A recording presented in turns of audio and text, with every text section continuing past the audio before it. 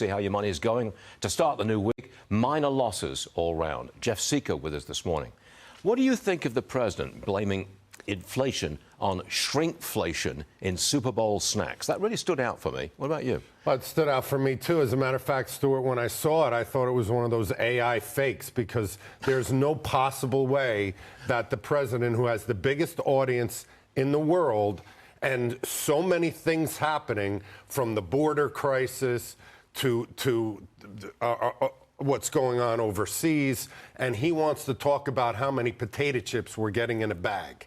So I thought it was ironic. Now, inflation is a real thing.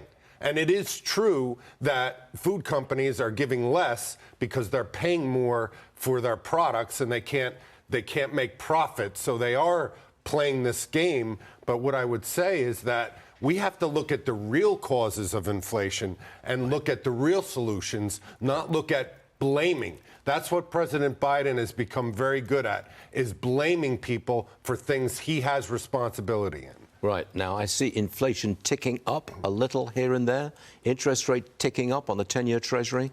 I don't think you can get rate cuts from the Federal Reserve until inflation is truly tamed. Are you with me on that? Yes, and Stuart, here's the reason, and this is what we have to be very aware of this week. We have two reports. We have this consumer price index, the producer price index. What we're going to see, if shipping rates are beginning to surge, and that has to do with the turmoil in the Red Sea and the low water levels in the Panama Canal. There's an index I follow called the WTI freight index. That's up 170% in a couple months. What we're going to see is we're going to see most likely a spike up in inflation. And if everybody's waiting for the Fed to lower interest rates, the March interest rate cut is off the table. Now we're looking at May, and the odds of a May interest rate cut are now only at 55%.